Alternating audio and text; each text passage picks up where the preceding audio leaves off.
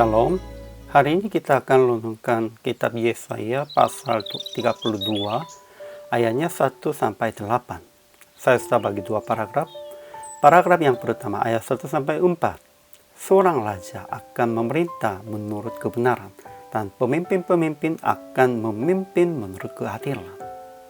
Paragraf yang kedua ayat 5 sampai 8. Orang bebal tidak akan disebutkan lagi orang yang berbudi luhur, tetapi orang yang berbudi luhur melancang hal-hal yang luhur, dan ia selalu bertindak demikian. Kesimpulannya, raja yang baru akan memerintah dengan kebenaran dan keadilan. Dia akan menjadi tempat perlindungan terhadap angin ribut dan akan menjadi aliran-aliran air di tempat kering, seperti naungan batu yang besar di tanah yang tandus. Tetapi mereka, pemimpin yang dahulu disebutkan yang berbudi luhur itu disebutkan orang bebal dan penipu. Mereka merencanakan yang jahat, mengatakan yang menyesatkan tentang Allah. Juga mereka membiarkan kosong perut orang lapar dan orang haus kekurangan minuman. Jadi, mereka tidak akan disebutkan lagi orang yang berbudi luhur. Ajaran tentang Allahnya. Pertama, seorang raja akan memerintah menurut kebenaran dan pemimpin-pemimpin akan memimpin menurut keadilan, dan mereka masing-masing akan seperti tempat perteduhan terhadap angin dan tempat perlindungan terhadap angin ribut. Sepertinya aliran-aliran air di tempat kering, sepertinya naungan batu yang besar di tanah yang tandus, dan ia adalah Yesus Kristus. Memang pemimpin yang lain pun juga bisa disebutkan demikian itu. Namun kita tahu itu lambangkan tentang Yesus Kristus. Ajaran tentang manusianya.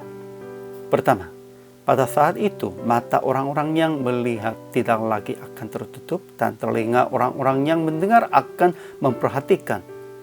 Hati orang-orang yang berburu nafsu akan tahu menimbang-nimbang, dan lidah orang-orang yang gagap akan dapat berbicara jelas. Kedua, orang bebal tidak akan disebutkan lagi orang yang berbudi luhur, sebab orang bebal mengatakan kebebalan dan hatinya merencanakan yang jahat. Penipu, akal-akalnya adalah jahat. Ia melancang perbuatan-perbuatan keji. Ketiga, orang yang berbudi luhur melancang hal-hal yang luhur, dan ia selalu bertindak demikian.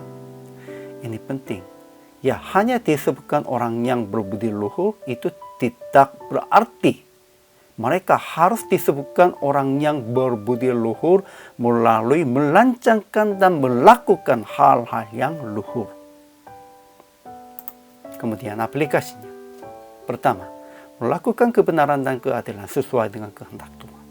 Dan kedua, menanti-nantikan seorang raja yang Tuhan janjikan, itulah Yesus Kristus, akan datang.